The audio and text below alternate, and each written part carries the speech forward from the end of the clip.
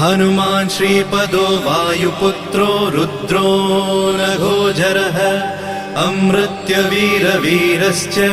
ग्रामवासो जनाश्रयः धनदो निर्गुणः शूरो वीरो निधिपतिर्मुनिः पिङ्गाक्षो वरदो वाग्मी सीताशोकविनाशकः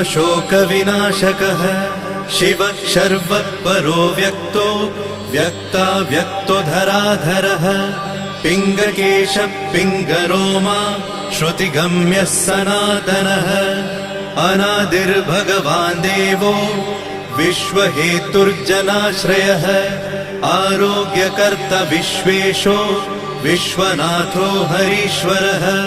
भर्गो रामो रामभक्तः कल्याणप्रकृतिस्थिरः विश्वम्भरो विश्वमूर्तिर्विश्वरूपो